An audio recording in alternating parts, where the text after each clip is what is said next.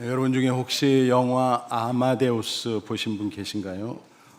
오래된 영화라 많지는 않으실 줄 압니다. 이번 6월에 개봉 40주년으로 재개봉한다는 소식을 들었습니다. 거기 보면 모차르트와 살리에리의 이야기가 나옵니다. 살리에리도 모차르트 못지않은 음악가죠. 궁정 악장을 지낼 정도였으니까 나름대로 뛰어난 음악가였을 것입니다. 그런데 모차르트는 오늘까지 위대한 음악가로 기억이 되고 있지만 그 반면 살리에리는 그에 미치지는 못하고 있습니다. 그 이유는 과연 무엇일까? 여러 가지가 있겠습니다만 무엇보다 모차르트의 천재성을 질투하는 비교의식 때문이 아니었을까 싶습니다. 그는 평생 비교의식의 감옥에 갇혀서 더 이상 뻗어나가지 못했다, 이런 추정도 있습니다. 그래서 살리에리 증후군, 그런 말까지 나왔죠. 주위 사람을 시기하고 느끼는 열등감을 가리키는 말입니다. 이런 일은 비단 살리에리에게만 국한된 것은 아닐 것입니다. 많은 사람이 비교의식에 갇혀서 인생을 망치고 있습니다. 비교의식은 비유하면 마치 자살폭탄과 같습니다. 혼자서 만족하게 지내다가도 남과 비교하기 시작하면 금세 평정심을 잃고 질투심으로 스스로 불행해지는 것입니다. 그래서 우리말 속담에 어떤 말이 있어요? 사촌이 땅을 사면 배가 아프다. 참 요상한 말이죠. 또 이런 금언도 있습니다. 비교는 행복을 빼앗아가는 도둑이다. 비교하면 그 순간 행복은 사라져버린다는 말입니다. 정말 그렇습니다. 모든 인간이 마찬가지죠. 심지어 그리스도인조차도 비교의식을 벗어나지 못하는 경우가 허다합니다. 옛날 한 수도사가 사막에서 금식 기도를 하고 있었어요. 마귀가 그를 넘어뜨리고자 접근해 왔습니다. 먼저 음식을 가지고 시험하는데 전혀 흔들리질 않습니다. 그러자 금덩어리를 보여주며 시험합니다. 역시 끄떡하지 않습니다. 이번에는 아름다운 여인을 보여주며 유혹을 했습니다. 그래도 눈 하나 깜짝하지 않았습니다. 당황한 마귀가 마지막으로 그의 귀에 대고 속삭입니다. 여보시오, 당신 동기생이 있잖아. 방금 알렉산드리아 주교가 됐단 말이야. 근데 당신은 사막에서 기도나 하고 뭐야 이거. 그러자 그 수도사가 얼굴이 하얘지더니 벌떡 일어나서 이렇게 외쳤다고 합니다. 뭐라고? 말도 안 돼. 저와 여러분은 어떻습니까? 혹시 우리도 이와 같은 비교의식에 사로잡혀 있지는 않습니까? 때때로 불행의 늪에서 허우적거리는 이유가 바로 이 때문은 아닌가 하는 것입니다. 만약 그렇다면 우리는 반드시 이를 극복해야 할 것입니다. 그래야 비로소 행복한 인생을 살아갈 수 있는 것입니다. 오늘 말씀 주제가 바로 이겁니다. 아무쪼록 이 시간 말씀을 통해서 믿음으로 비교의식을 꼭 극복하는 지혜를 얻으시기를 바랍니다. 그래서 항상 행복하고 항상 아름다운 인생을 살아가는 저와 여러분 다 되시기를 주님의 이름으로 축원합니다. 오늘 본문은 여러분 잘 아시는 내용이죠. 예수님께서 십자가에 죽으셨다 부활하신 이후에 갈릴리 호숫가에서 제자들을 만나 주신 사건입니다. 예수님께서 특별히 베드로에게 말씀하셨어요. 내가 이 사람들보다 나를 더 사랑하느냐? 그가 대답합니다. 주님, 그렇습니다. 내가 주님 사랑하는 줄 주님께서 아십니다. 그래서 예수님께서 내 어린 양을 먹이라. 그 다음에 계속해서 비슷한 대화를 이어갑니다. 3번까지 하셨죠. 여러분 생각해 보세요. 왜 똑같은 비슷한 질문을 3번이나 반복하셨을까? 그것은 베드로를 회복시키기 위함이었습니다. 한번 생각해 보세요. 베드로는 예수님을 3번씩이나 부인했잖아요. 얼마나 면목이 없었을까요? 고개를 들기도 힘들었을 것입니다. 주위에 다른 제자들 보기도 민망했을 것입니다. 큰 소리 쳤잖아요. 자기가 최고라고 했잖아요. 주님 죽으면 따라 죽는다 그랬잖아요. 그러니 얼마나 면목이 없고 민망했겠습니까? 그래서 예수님께서는 그의 마음을 아시고 치유 회복시켜 주시려고 일부러 3번씩이나 반복한 겁니다. 말하자면 사랑을 확인시켜 준 겁니다. 이제는 다 용서했다. 그러니 너는 가서 당당하게 복음을 전하라. 사명을 주신 것입니다. 말하자면 사도로서 재신임을 해주셨다. 그렇게 이해하시면 됩니다. 그때 예수님께서 베드로의 미래에 대해서 예언하셨죠. 18절 내가 진실로 내 기로노니 내가 젊어서는 스스로 띠띠고 원하는 곳으로 다녔거니와 늙어서는 내 발을 벌리리니 남이 내게 띠띠우고 원하지 아니하는 곳으로 데려가리라. 무슨 얘기예요? 유대인은 외출 시 긴 옷을 입고 나가죠. 그때 띠를 맵니다. 젊어서는 자유롭게 너가 띠를 띠면서 옷을 입고 다닐 거야. 하지만 훗날 팔을 벌리고 강제로 끌려갈 수밖에 없을 거다. 무슨 뜻일까요? 복음을 전하다가 체포될 수도 있다. 감옥에 갇힐 수도 있다. 그리고 마침내 순교할 것이다. 그런 예언의 말씀입니다. 정말 이 예언대로 훗날 베드로가 순교했잖아요. 네로 박해시의 성도들은 로마에서 베드로를 바깥으로 피신시키려고 합니다. 왜냐하면 수사도가 살아남아 있어야 교회가 지탱된다고 생각했기 때문입니다. 그래서 베드로는 황급하게 로마 시내를 빠져나갑니다. 동편에서 막 해가 떠오르는데 찬란한 광채가 빛나고 그 가운데 사람의 형상이 나타났어요. 잘 보니까 바로 예수님인 거였습니다. 베드로가 화들짝 놀라서 외쳤습니다. 코바디스 도미네, 라틴어로 주여 어디로 가시나이까. 그때 예수님께서 말씀하셨어요. 내가 내 양떼들을 버리고 가니 내가 로마에 다시 가서 십자가에 못 박혀야 할 것이다. 베드로는 놀랐습니다. 무릎을 꿇었습니다. 그리고 회개한 이후에 다시 로마로 들어가서 복음을 전하다가 체포됩니다. 그리고 마지막 처형을 당하게 됐는데 그때 집행관에게 요구했어요. 주님이 똑바로 달려 죽은 십자가 내가 어찌 그와 같은 모습으로 못 박혀 죽겠느냐. 나는 거꾸로 매달아 달라. 그렇게 요구했던 것입니다. 그래서 그는 십자가에 거꾸로 매달려 순교합니다. 이 순교 사화를 토대로 폴란드의 소설가 시엔케비지가 쓴 소설이 바로 코바디스죠. 노벨 문학상 수상작이기도 합니다. 예수님은 이렇게 예언의 말씀을 주실 때 베드로가 어떤 심정이었을까? 야, 내 미래가 그렇게 된다고 움찔했을 것입니다.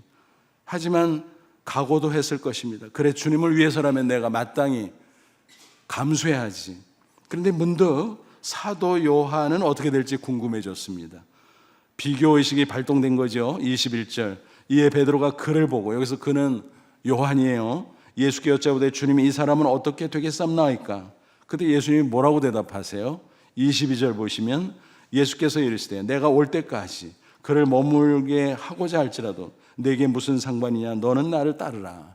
이 말씀은 예수님이 다시 오실 때까지 요한을 살려준다고 할지라도 내가 무슨 상관이냐? 그는 그렇게 한다는 게 아니라 가정을 한 겁니다. 근데 그걸 오해해서 요한은 예수님 재림 때까지 절대 안 죽어라고 사람들이 오해를 했습니다. 하지만 그건 아니었고 포인트는 뭡니까? 내가 이렇게 하든 저렇게 하든 내가 무슨 상관이냐? 너는 상관하지 말고 나를 따르기만 하면 된다라는 말씀이었습니다. 우리 이 말씀을 통해서 중요한 교훈을 얻게 되죠. 비교하지 말라는 것입니다. 너 갈 길을 가라는 것입니다. 그럼 구체적으로 어떻게 해야 비교의식을 극복할 수 있을까요? 무엇보다 인생은 각각이라는 사실을 인식해야 할 것입니다. 다시 말하면 나는 나, 너는 너라는 것입니다. 그러니까 누구에게나 각자에게 주어진 나의 길, my way가 있다는 사실입니다. 이것은 하나님의 주권적 행위죠. 하나님께서 우리 각자에게 맞게 인생길을 정해준다는 것입니다. 로마서 9장 20절 21절에 보면 바울이 이렇게 증거합니다. 이 사람아, 내가 누구에게 감히 하나님께 반문하느냐? 지음을 받은 물건이 지은 자가 어찌 나를 이같이 만들었냐 말하겠느냐? 토기장이가 진흙 한 덩이로 하나는 귀히 쓸 그릇은 하나는 천히 쓸 그릇을 만들 고난이 없느냐?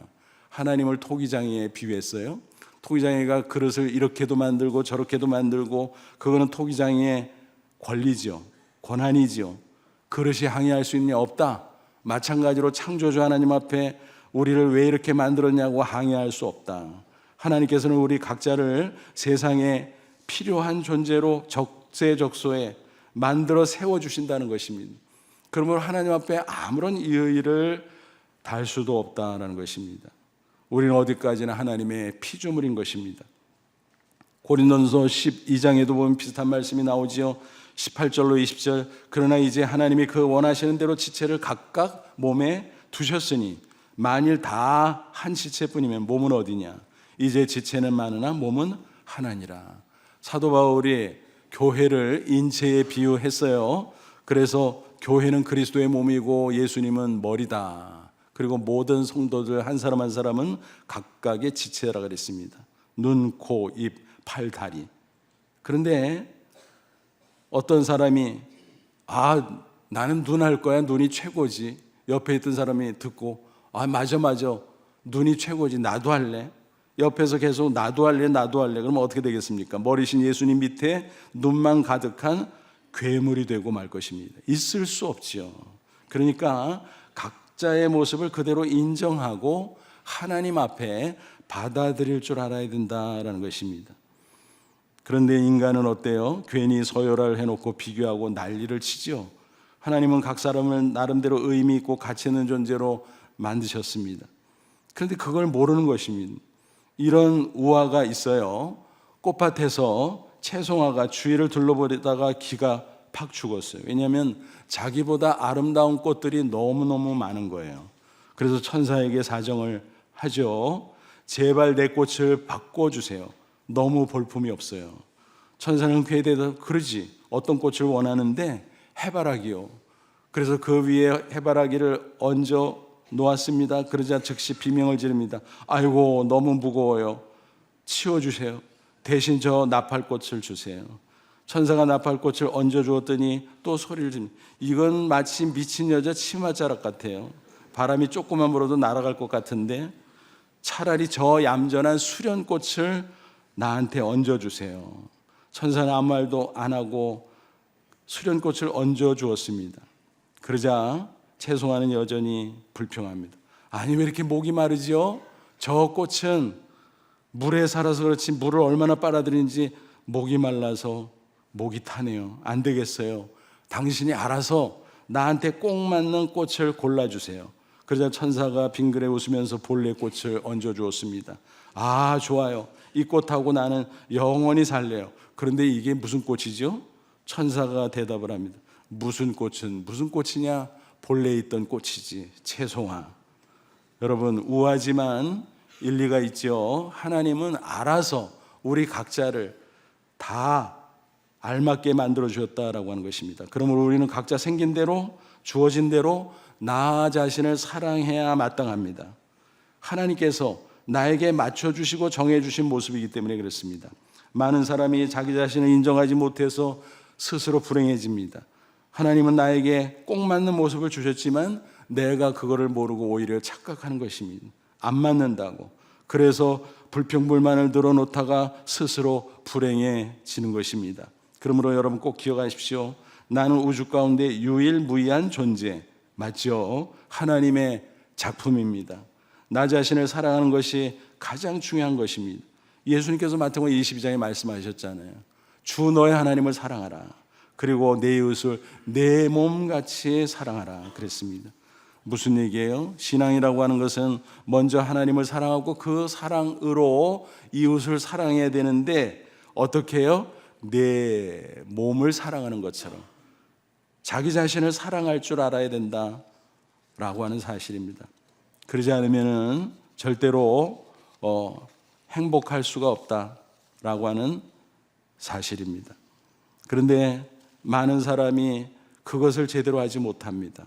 오히려 자신을 오해하고 자신에게 만족하지 못하고, 그러니까 그것은 결국 뭐예요? 나를 창조하시고 이 세상에 보내신 하나님을 부정하는 것입니다. 그러므로 우리는 적어도 하나님을 경외하는 신앙의 사람이라면 내 인생을 사랑하고 나의 길을 찾아가야 될 줄로 압니다. 아무쪼록 저와 여러분 신앙 안에서 나 자신을 사랑하고 하나님의 사랑 안에서 참으로 행복한 인생 사시기를 주님의 이름으로 축원합니다. 그러면 구체적으로 어떻게 하면 비교의식을 극복할 수 있을까요? 두 가지를 생각했는데, 첫째는 각자에게 주어진 형편 가운데 자족하고 감사하면 얼마든지 비교의식을 극복할 수 있습니다. 여러분에게 한번 질문을 드려봅니다. 여러분이 생각할 때 하나님께서 인간들에게 공평하신가요? 아니면 불공평하신가요? 어떻게 생각하시나요? 우리는 쉽게 대답하죠. 그거야 하나님이 공평하시죠. 근데 실제로 살아가다 보면 우리 주위의 사람들을 쳐다보면서 우리의 생각이 흔들리죠. 불공평한 것 같은데 그렇게 느껴집니다. 왜 그래요? 비교하니까 그렇죠. 어떤 사람은 태어날 때부터 부자예요. 나는 아닌데. 또 어떤 사람은 선천적으로 머리가 좋은지 공부도 잘해요. 또 특별한 재능을 가진 사람이 얼마나 많은지, 그림을 척척거리질 않나, 노래를 잘 부르질 않나, 게다가 얼굴까지 잘생겼네, 심지어 하나님을 거역하는데도 잘 나가네, 이건 뭐지? 그런 모습들과 비교해 보면서 뭔가 모르게 마음이 섭섭해질 때가 있다라는 것입니다. 그래서 말로는 하나님 공평하다고 하지만 우리의 마음속으로는 우리가 하나님 불공평하셔라고 불만을 토로할 때도 있다라는 것입니다. 하지만 여러분, 그런 마음을 가지는 것은 피상적으로 바라보기 때문입니다. 인간은요, 다 거긴 것입니다. 우리 속담에 이런 말이 있어요. 잘 쓰지 않지만 무는 호랑이 뿔이 없다. 이게 무슨 소리일까요? 호랑이가 날카로운 이빨로 물잖아요. 근데 다행히 뿔이 없어. 뿔까지 쓰면 큰일 나겠죠. 그러니까 무슨 얘기예요? 호랑이도 아주 강한 것 같지만 알고 보면 약점이 있다는 것입니다. 반면에 소는 이빨이 무디지만 어때요? 대신 뿔이 있잖아요. 그래서 자기 자신을 보호할 수가 있습니다. 우리 인간도 마찬가지예요. 혼자서 모든 것을 다 갖추고 있지 못하다는 사실입니다. 대충 서로가 감추고 살아서 그렇지, 뚜껑을 열고 보면 다 거기에요. 누구에게나 약점이 있습니다. 부족한 점이 있습니다. 아픈 것도 있어요. 그게 인간이라는 사실입니다. 그 누구도 모든 것을 다 가질 수는 없습니다. 완벽한 조건이란 게 절대로 없습니다. 그러므로 주신 대로 자족하라. 그게 성경의 메시지인 것입니다. 디모데전서 6장 7절 8절, 우리가 세상에 아무것도 가지고 온 것이 없음에 또한 아무것도 가지고 가지 못하리. 우리가 먹을 것과 입을 것이 있은즉 족한 줄로 알 것이니라. 그러니까 주어진 형편에서 자족하라. 그래야 행복하다라는 것입니다. 사람의 욕심은 끝이 없잖아요. 조금만 더. 그렇기 때문에 행복할 수 있는 사람이 스스로 불행해지는 것입니다. 또 이런 사람도 있어요. 많이 가졌다고 뽐내고 으스대고 남을 무시하고 더 나가서 하나님까지 부정하고 살아갑니다. 그런데 나중에 보면 오히려 하나님으로부터, 사람으로부터 소외됩니다. 결국 불행해지는 것입니다. 그래서 사도 바울은 묻습니다. 고린도전서 4장 7절, 누가 너를 남달리 구별하였느냐? 내게 있는 것 중에 받지 않은 것이 무엇이냐? 내가 받았은즉 어찌하여 받지 아니한 것 같이 자랑하느냐? 우리 각자가 가지고 있고 누리고 있는 것은 다 하나님이 주신 것이다라는 거예요. 빈손 들고 왔는데 주어진 것이다라는 것입니다. 그리고 언젠가 다 두고 갈 것입니다. 그러므로 겸손할 줄 알아야 된다는 것입니다. 자랑하면 안 된다는 것입니다. 그래서 이런 형편이든 저런 형편이든 자족하고 감사하며 살아야 된다라는 말씀입니다. 우리가 남과 비교하는 습관을 버리지 않으면 항상 불만족스러울 수밖에 없어요. 결국은 불행해지는 것입니다. 비근한 예로 일상 속에서 우리가 경험하는 이야기예요. 동창회 모임이 있는 날입니다. 아침에 오늘 오랜만에 친구 만나는데 그래도 좀 차려입어야지. 차려입고 기분 좋게 외출을 합니다. 근데 친구를 만났어요. 보니까 학교 다닐 때 나보다 공부도 못했는데 나보다 좋은 차를 타고 딱 나타났네.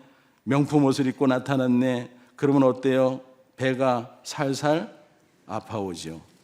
또 신문을 보다가 인사란이 있는데 보니까 동창회 높은 주에 올라간 거예요. 와, 반가운데 은근히 질투가 나요. 그리고 나 자신이 스스로 초라해짐을 느끼기도 합니다. 여러분, 이런 거는 보통 많은 사람들이 공통적으로 느끼는 것입니다. 인지상정이지요.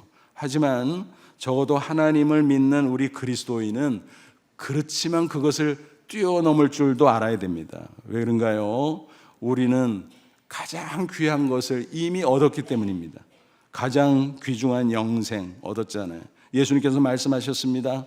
마태복음 16장 26절, 사람이 만일 온 천하를 얻고도 제 목숨을 잃으면 무엇이 유익하리요? 사람이 무엇을 주고 제 목숨과 바꾸겠느냐? 여기서 목숨은 육신의 생명만 가리키는 게 아니에요. 영원한 생명을 가리키는 것입니다. 만약 물질적으로 온 천하를 소유했다고 할지라도 죄와 사함에서 구원받지 못하고 영원한 사망에 떨어진다면 무슨 소용이 있느냐? 오히려 세상 것을 덜 가졌어도 영생을 얻은 자가 더 낫지 않느냐라는 그런 말씀인 것입니다.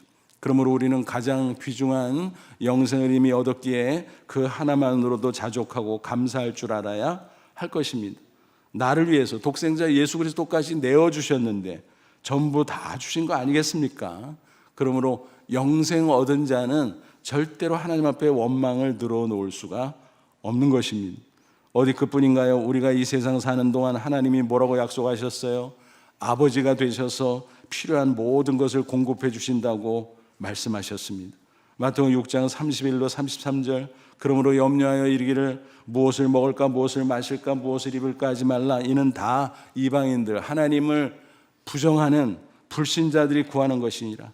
너희 하늘 아버지께서 이 모든 것이 너에게 있어야 할 줄 아시느니라. 그런즉 너희는 먼저 그의 나라와 그의 일을 구하라. 그러면 이 모든 것을 너에게 더하시리라. 하나님의 뜻대로만 살면 하나님이 알아서 다 챙겨주신다는 거예요. 더해 주신다는 거예요. 따라서 염려 불평하지 말라라는 것입니다. 그러므로 우리는 사도 바울이 가르쳐준 대로 자족의 비결을 배워야 될 것입니다. 바울은 감옥에 있을 때 빌립보서를 썼어요. 옥중 서신이죠. 그런데 놀랍게도 그 서신은 기쁨의 서신이에요. 그는 이렇게 말합니다. 빌립보 4장 11절로 13절, 내가 궁핍함으로 말하는 것이 아니니라. 어떤 형편이든지 나는 자족하기를 배웠노니 나는 비천에 처할 줄도 알고 풍부에 처할 줄도 알아. 모든 일 곧 배부름과 배고픔과 풍부와 궁핍에 처할 줄 아는 일체의 비결을 배웠노라. 내게 능력 주신 자 안에서 내가 모든 것을 할 수 있느니라. 많은 사람이 13절을 오해합니다. 이거를 물질적인 것으로 생각을 해요. 만약 그 말이 맞다면 사도 바울은 감옥에 갇혀 있으면 안 되죠. 다 할 수 있다며 당당하게 나가야 되죠. 근데 못 나가잖아요. 갇혀 있잖아요. 그러니까 이 구절은 영적인 걸 가리키는 것입니다. 이런 형편 저런 형편, 풍부 궁핍, 어떤 처지든지 그것에 잘 적응할 수 있는 능력, 그리고 그 안에서 기뻐할 수 있는 능력, 그 능력이 있다라고 하는 것입니다. 자족입니다. 자족의 비결을 터득했다는 것입니다. 여러분, 인간 삶에 있어서 완벽한 조건이라는 건 없어요. 설사 있다고 할지라도 그거는 절대 행복이 될 수가 없습니다. 오히려 인간을 나태하게 만들어요. 그리고 궁극적으로는 타락시킨다는 것입니다. 하나님에게서 떨어져 나가게 한다는 사실입니다. 그래서 걷잡을 수 없는 큰 불행에 빠지는 것입니다. 여러분, 하나님에게서 떨어지면 가장 큰 불행 아니에요? 그래서 빗대서 이런 이야기를 한번 나누고 싶습니다. 곰팡이가 잘 피는 조건 3가지. 뭘까요? 충분한 수분, 충분한 온도, 충분한 양분. 다 충분하네? 근데 곰팡이가 피어나죠. 우리 인생도 마찬가지라는 거예요. 조건이 다 좋으면 행복할 것 같죠? 아닙니다. 다 나태해집니다. 타락합니다. 곰팡이 같은 인생으로 전락하게 됩니다. 희한하죠? 이게 인생의 실상이라는 사실입니다. 그러므로 있는 모습 그대로 주어진 형편대로 예수 그리스도 안에서 자족하는 비결을 배우십시오. 그래서 자족하며 감사하며 진정으로 행복한 저와 여러분 되시기를 주님의 이름으로 축원합니다. 둘째로 우리는 주어진 소명을 충성스럽게 감당함으로써 비교의식을 넉넉히 극복할 수가 있습니다. 하나님 우리 각자에게 사명을 주셨어요. 그리고 그에 합당한 축복을 주시고 저 천국의 상급을 예비해 주십니다. 그런데 흔히 사명 말하면 부담을 느끼죠. 사명, 나는 그런 거 상관하고 싶지 않는데 그렇게 생각합니다. 여러분, 그렇지 않습니다. 모든 사람은 사명을 가지고 있습니다. 하나님께서 그렇게 부르셨어요. 그렇게 맡기셨어요. 그래서 사명을 다른 말로 뭐라 그래요? 소명이라고 하죠. 소명, 부를 소, 명할 명. 그래서 영어로 vocation 혹은 calling. 이 vocation이라고 하는 단어는 라틴어에서 나왔는데 라틴어 동사 vocare, 부르다는 말이에요. call. 그래서 그 단어가 명사화된 겁니다. 그러니까 그 일에 불러서 맡겼다. 그게 소명이에요. 그게 사명이에요. 그래서 콜링이라고 부르기도 하는 것입니다. 그런데 우리가 유의할 것은 꼭 교회 안에서의 어떤 일만 사명이 아니라는 것입니다. 세상에 살면서 우리의 자리에서 감당할 일, 종사하는 직업, 그런 것까지를 포함한다는 사실입니다. 그래서 vocation 혹은 calling을 우리말로 직업이라고 번역하기도 하는 것입니다. 우리 그리스도인은 모든 것이 하나님이 주신 것이기 때문에 교회 안이든 교회 밖의 세상이든 내가 맡은 일을 소명으로 여겨야 된다라는 것입니다. 그래서 그것을 붙잡고 최선을 다하고 충성해야 마땅한 것입니다. 하나님은 그렇습니다. 교회 안에서뿐만이 아니라 세상에서도 우리의 삶을 통해서 영광을 받으시길 원하십니다. 또 우리가 예수 그리스도의 증인으로 살아가기를 원하십니다. 우리를 통해서 복음이 전파되기를 원하신다는 것입니다. 그래서 우리 각자에게 재능을 주셨고 또 우리에게 각자의 자리를 주셨고 그래서 그 자리에서 그 재능으로 충성을 다하기를 기대하십니다. 달란트 비유가 그것을 우리에게 가르쳐주고 있죠. 마태복음 25장 14절 이하를 보면 달란트 비유가 나오잖아요. 주인이 먼 나라에 다녀옵니다. 그래서 종들에게 달란트를 맡겼어요. 내가 다녀올 테니 그동안 이거 잘 관리하고 잘 늘려놔라. 5달란트, 2달란트, 1달란트. 근데 오랜만에 와서 야 이제 모여라. 어떻게 지냈니? 한번 우리 계산해 보자. 그랬는데 보니까 두 사람은 갑절로 남겼어요. 5달란트 받았던 자는 10달란트, 2달란트 받았던 자는 4달란트. 그런데 1달란트 받았던 자는 땅속에 파묻었다가 그대로 1달란트를 꺼내 놓았습니다. 주인의 평가가 어땠습니까? 세상 방식으로 하면 어때요? 5달란트가 10달란트 했으니 와 잘했구나 너 1등. 그 다음에 2달란트 4달란트 너도 잘하긴 잘했는데 야 그래도 좀 못하다 야 그러니까 너는 2등 그렇게 말하겠죠. 그런데 하나님의 방식은 다르다라는 것입니다. 어때요? 똑같아요. 착하고 충성된 종아 내가 적은 일에 충성하였으니 내가 많은 것으로 내게 맡기리니 내 주인의 즐거움에 참여할지어다. 똑같아요. 마태복음 25장 21절 23절 똑같아요. 한자도 틀리질 않아요. 야 희한하죠. 그래서 하나님의 평가는요 줄 세우고 서열화시키는 상대평가가 아니에요. 키재기하는 상대평가가 아니에요. 각자를 평가하는 절대평가다라는 것입니다. 100명 1000명이 모였어도 다 하나님 앞에 칭찬받을 수 있는 것이 하나님의 평가라는 것입니다. 자신의 위치에서 자리에서 받은 소명에 최선을 다하고 충성을 다하면 그렇게 하는 것입니다. 반면 1달란트 받은 사람 어땠어요? 왜 야단 맞았어요? 악하고 게으른 종아 불충했다는 것입니다. 적다고 야단 맞은 게 아니에요. 그럴 수가 없죠. 1달란트 맡긴 분이 하나님인데 어떻게 그걸 가지고 뭐라 그러겠어요. 1달란트가 또 사실 따지면 적은 것도 아니에요. 1달란트는 그 당시 화폐 단위로서 6,000데나리온. 여러분 1데나리온이 얼마나 가치가 있는가 아시잖아요. 노동자 하루 품삯. 그러면 6,000데나리온은 어떻습니까? 무려 20년 동안 노동자 모든 품삯을 차곡차곡 한 푼도 안 쓰고 쌓아놓은 저축한 그 금액에 해당돼요. 엄청난 거죠. 그걸 가지고 최선을 다하지 않고 불충해서 책망을 받았다라는 것입니다. 그래서 하나님은 너무너무 좋으세요. 여러분 우리는 그래서 너무너무 신나는 겁니다. 나만 잘하면 돼 하나님 앞에. 그렇죠? 남 볼 것도 없어요. 남을 불화할 것도 없고 남을 무시할 것도 없고 각자 맡은 일에 충성하면 충분한 것입니다. 베드로를 보세요. 복음 전하다가 십자가에 거꾸로 매달려 순교함으로 충성했습니다. 잘했죠? 또 사도 요한은 어때요? 복음을 전하다가 그도 사실은 순교할 뻔했어요. 에베소에서 붙잡혀가지고 처형되는데 기름가마에 집어넣는데 죽질 않네? 깜짝 놀란 로마 당국자들이 어떡합니까? 멀리 외딴 섬 밤모섬으로 귀향을 보냅니다. 그래서 거기서 자연사할 때까지 종신토록 사역을 하고 또 계시를 받고 요한계시록을 기록하고 그렇게 충성했습니다. 사도 요한도 잘했습니다. 각자의 자리가 다르고 각자의 형편이 다르고 각자의 모습이 달랐지만 각자 충성했고 각자 칭찬받고 각자 천국에 들어가 상을 받았다는 사실입니다. 영국의 문호 셰익스피어의 이야기입니다. 한 번은 런던의 어떤 음식점에 들어갔어요. 그가 들어오자 사람들이 알아보고 너도 나도 일어나서 인사를 합니다. 이리 앉으세요. 이리 앉으세요. 모십니다. 그 모습을 지켜보던 종업원이 한숨을 푸 하고 내쉬었습니다. 셰익스피어의 눈에 들어왔어요. 저 사람 왜 저러지?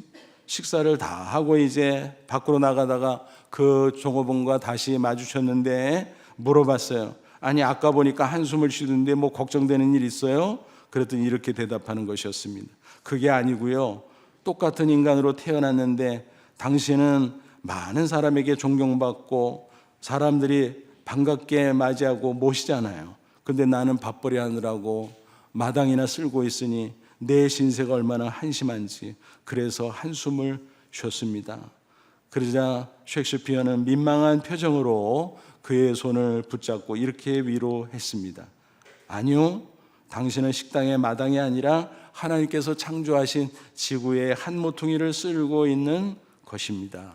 용기를 내십시오.